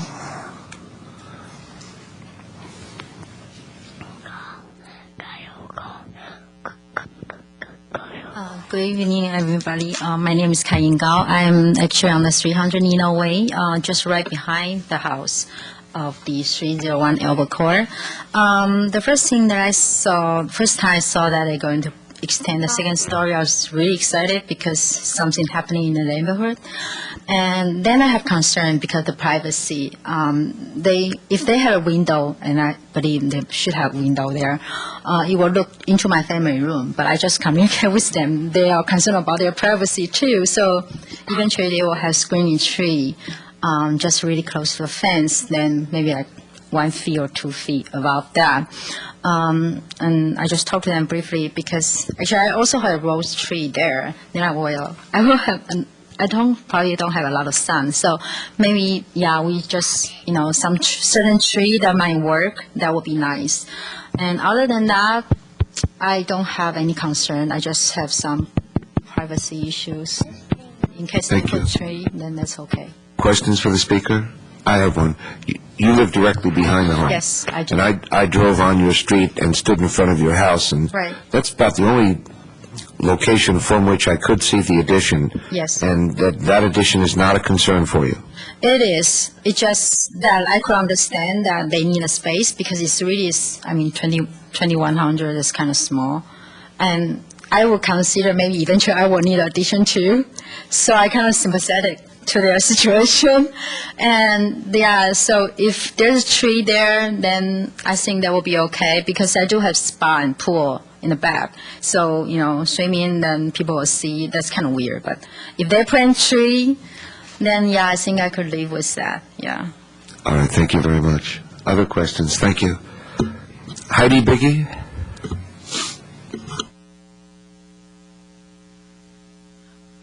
Hi there. My name's Heidi Biggie. I am his wife. He spoke earlier. I live at 294 Albert Drive. We've been in our house for a few years. We love our neighborhood. And I'm not quite sure what the town considers neighborhood. When the staff was talking about the houses in the neighborhood, I don't think she took into consideration our house, and I would certainly consider us a neighbor with SEMA and PK. Definitely. We're not directly to either side or directly in front or behind, but we are, across the street and down a little bit. I consider our neighborhood Nino, all of Nino, and Albert Court, Albert Drive, Nino Way, behind all the way to Catfield Court, and even sometimes Pine.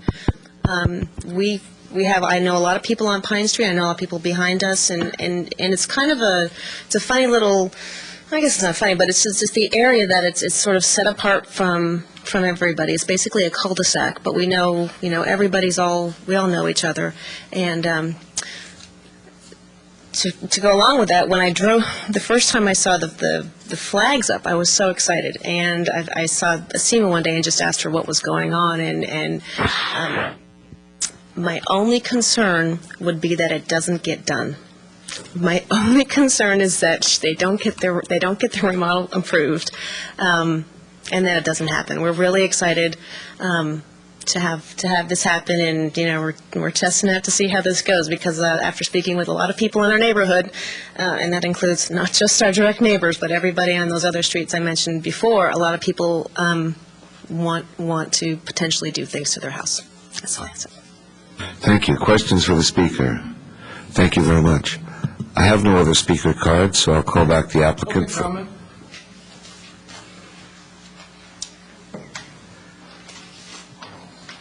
Citizen, you've got to turn those cards in for me. Excuse me?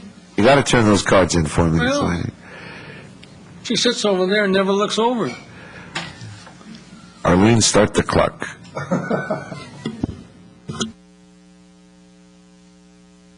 Yes. Citizen Ray, again, speaking in the public interest, okay?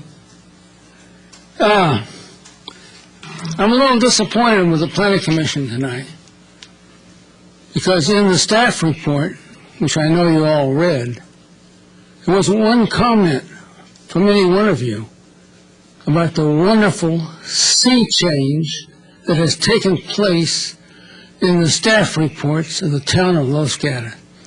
For the first time tonight in years, there's a recommendation that is perfectly consistent with state law. First time in years. May I read it to you? If the commission determines that the mass and scale of the project should be reduced, it should provide specific direction. If the commission finds merit with the proposal, it should take the following action. Can you believe it? That huge if.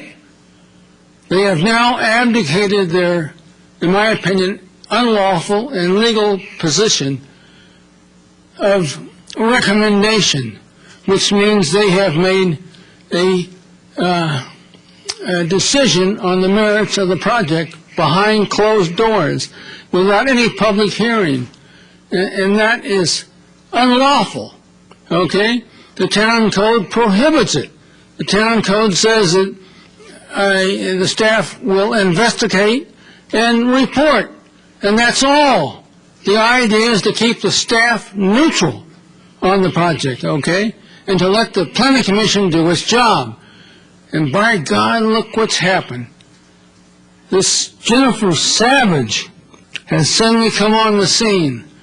And what a wonderful difference Jennifer Savage has made. Wow. Wow, she won't even look up. That's better.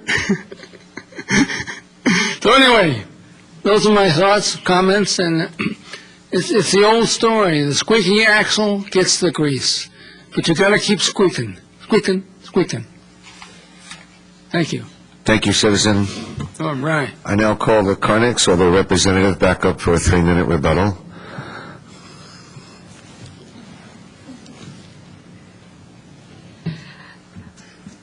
I hope this goes through. I hope I get my home. And I can assure you that we'll have to arrange for a beautiful landscape that will not only provide beauty to my home, but a privacy screen between me and my neighbors. Because that privacy is of utmost importance to me. It's my master bedroom, and I want to maintain my privacy to its best. So I'll do everything, and I'll work with you, because, like we said, it doesn't have to be a huge tree because she has roses there. So we'll have to have some hedge or something that will beautify my property, but at the same time give us both privacy that we need. Thank you. Thank you. Any questions for the speaker? Seeing none, thank you very much. I now close the public hearing and turn to the commission for discussion or a motion. But first, may I see a show of hands from commissioners who were able to visit the site and ask if there are any disclosures or evidence that needs to be put in the record. All right, thank you. Why don't we begin with Commissioner Rice and move to his left? My other lap? Comments. I guess first I would thank staff for erring on the side of caution and bringing this to us. I'd rather see something that is a no-brainer, at least to me, than have something go through that I wish I had seen before. So if we're going to err, this is the way to go. I can find nothing to change on this. I'm fine with it as is, and I would be prepared to make a motion in that regard whenever the chair finds it appropriate. Why don't you do it? Okay. With regard to 301 Albert Drive, minor residential development application MR-07-156, I can find that the proposal is categorically exempt pursuant to Section 15301 of CEQA, as adopted by the town. I can determine that the project is consistent with the general plan and the town code, and I would attach the conditions in Exhibit 3 and move for approval. Do we have a second? Commissioner Telesfori? I'll second it. Okay. Discussion? Commissioner O'Donnell? Would the maker of the motion consider adding the tree in the back? I'm sure they're going to do it, but it would just be good housekeeping, I think, to put that in. To the satisfaction of the Really, the two neighbors, director of... they look like they're getting along fine. Well, but the enforcement would be with the... Well, we're talking about a tree in the back of the yard by the neighbor who spoke, who was on Nino. No, I agree with that. I'm just saying that the enforcement would have to be to the satisfaction of the Correct. community development. Yes, that's a suggestion. That's fine. I'm fine with that. Seconder? I will accept that as well. Okay, But I other think it was a discussion? screening, it wasn't one tree, it was a screening mitigation, whatever that. Whether they do with screens or translucent windows or whatever, I know, we I want to think keep it it in was there. screen like trees. Commissioner Bourgeois?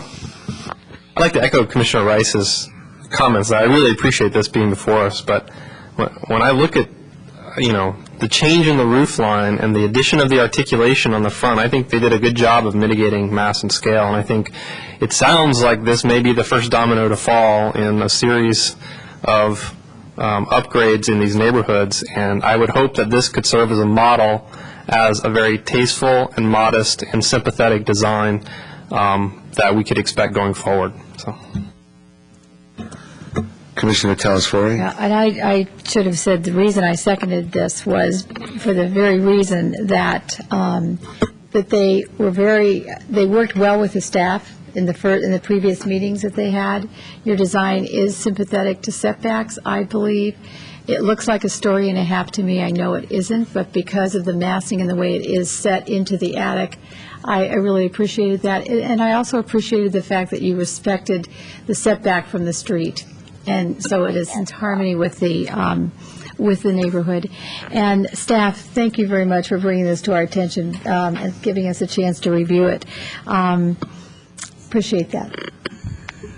Thank you. Other comments? I want to echo what Commissioner Telesfori just said about sharing the information, the news with the neighborhood, that should similar improvements be contemplated, the modesty of this one, the harmony with the neighborhood is what's going to make this work. I also want to thank Ms. Savage and Mr. Suter and Mr. Lortz for bringing this to us. It's a gray area. The red flag is largest home in the neighborhood. We want to see those.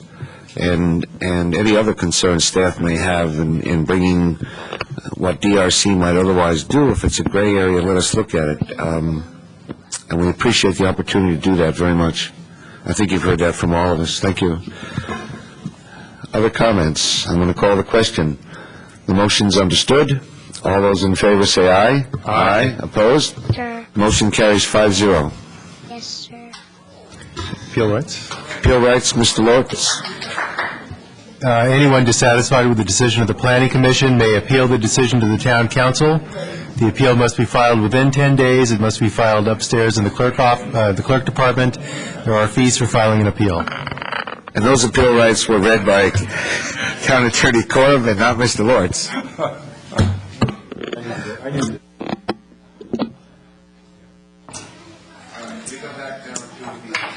We go back now to the consent item that was pulled. This is, or was, item number 1 on our agenda. This is item 2 on our agenda. Where did it go? Do I have a consensus on which item it is? This is item 14981 National Avenue, subdivision application M07147, requesting approval to convert an existing medical office building into 6 medical office condominiums on property zoned O. This is APN 42410-024. Property owner is Dick Chappelle Trust. The applicant is MCM Diversified, Inc., and Tom Lewis. Do we have a staff report? We do not have anything in addition to the written report that was provided to you. Any questions on the staff report? Hearing none, I'll move to the applicant, or in this case, the puller of the item from the consent calendar. Mr. Costanzo? Please give us your name and address. I'm Rocco Costanzo, and I'm representing my mother at 14961 National Avenue. And the reason I'm here is, it's a long story, but about 30 years ago, I think I was here, and it was a town council meeting, and there were a bunch of different people, and they were talking about rezoning National Avenue. And back then, everybody was dead set against it, so I left, and I got a job right after college, came back, and to my horror, I came and saw that it was no longer a residential neighborhood. And the one thing we asked the Planning Commission to do is to ensure that there was an adequate boundary. That's just a little history. El Camino del Sol had been closed down, and I was shocked to see that the boundary between our properties was the cyclone fence, which my dad and myself had put up quite a while back. He built the house in '56. So the fact that they're putting in for, I guess, converted use, and it's zone 0. I guess what I'm asking is, according to the coding requirements that I pulled off the net, there should be a 6-foot masonry fence that separates us, because there is a huge parking lot there, and for 30 years I've rebuilt half of the fence, but most of it's still cyclone fence. We have headlights, and people have jumped the fence that go to this medical center to pick our fruit. So I'm here to say, when you do a conversion like this, does the code have to be enforced? Do we have to update the code and put the masonry fence in? That's my question. Because we're going to medical offices, right? So this property is going to be subdivided. We're going to have to probably deal with 6 owners rather than 1. Yeah, I think it's a good question. Let me turn to staff for some guidance. Mr. Suter? What the code states is that where there's a property line that's shared between an office zone parcel and a parcel zoned residential, then a 6-foot-high residential or a 6-foot-high masonry fence is required between the two properties. Two properties in question are both zoned O, or office. Now, the property that we're living in is zoned O? I'm sorry. We're R1. I'm sorry. Go ahead. I thought we were zoned R1. You're saying we're zoned O? Could you repeat your address again? Let me confirm. 14961. I think you better check again. Yes, it's O. It's O? And it has been O for a number of years. I guess, are we informed of that? Because as far as I know, my dad built the house in '56, and my mom's been living there since then. Yeah, that entire stretch of National was rezoned some years ago. Okay. Well, I guess then it would be up to the two parties involved, even though it's being used as residential 1. You normally send out a notice to people, let them know they've been rezoned? I mean, this was rezoned 15 to 20 years ago for the commission's information. So the remedy then is, as the speaker said, between the two parties? That is correct. All right. Okay, well, I'm glad I came because I found out my mother's lot is zoned O, so it's for professional use. 1 second, please. Yeah. Commissioner O'Donnell? It might be helpful, perhaps I've misunderstood him, but I don't think there's any real change in, they're going to make condominiums out of existing uses, or am I confused? Yeah, they're taking the existing office building and basically establishing airspace condominiums for each of the existing suites. I'm just not sure that was clear to the speaker, because he was some suggestion of subdivisions. Airspace subdivision is a condominium, so there's not going to be any physical change. Well, this is one property that's being leased and so there's relatively one owner, and if it becomes professional condominiums, conceivably you could have multiple owners. You will. And you have, if you have an issue, you have to deal with more than just one individual. Is that a correct assumption? You didn't hear his question. I'm sorry, I did not. The question simply was, I'm not sure it's relevant at the moment, but would he have to deal with more than one owner because there will be 6 owners? Will there be an association? Yes. So if there's an association, Okay. you can deal with the association. Okay, so I guess we're zone 0. I'm sorry to take up your time. I wasn't aware of that. No, you didn't take up our Even though time at it's all. used as residential. Thanks to Chair and the Board. No, thank you for coming down.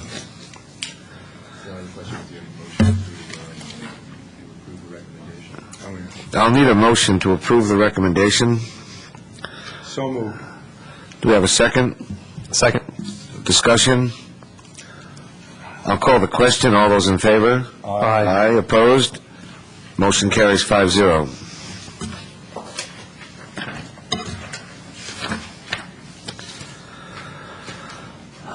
Well, we move now to continued other business, and I don't know that we have any. We go to new other business, report from the Director of Community Development. I don't have any formal report tonight. I just wanted to actually check in with the commission on that Albert Way hearing. I heard that you were comfortable with the fact that we brought that to you. We saw that as somewhat in a gray area.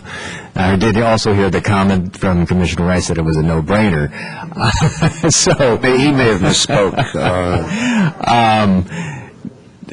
We worked to bring that down in scale by about 50 square feet and also set back that second floor. And I wanted to check into, from the commission standpoint, if that was the right effort and direction for for the staff to have taken with If you'd that. like a nod of the head, I'll tell you honestly. I'll ask the commissioners. Commissioner Telesfori? I would like to comment, when I was out there today, if I was standing in front of the house and I would walk to the left of the house and look back, I couldn't even see the addition.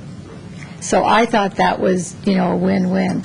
My only concern, though, was the house behind this house, as the neighbor came up, and then, so that all, became solvable. So I thought it was wonderful that we got to see that, because not only does it give us a chance to review, to feel like we're working together and we're checking in with each other every once in a while. So I thought it was a good plan. Okay. Thank you. Other comments? Mr. Suda, I can't thank you enough.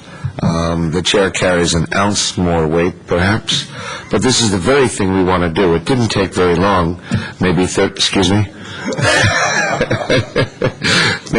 minutes, if that, and it's good business and good government, so thank you. Other new business, commission matters. I think at our next meeting, Commissioner Telesfori will give us an update on future planning commission training dates and subject. Is that correct? Yes. Anything else? Then this meeting is adjourned.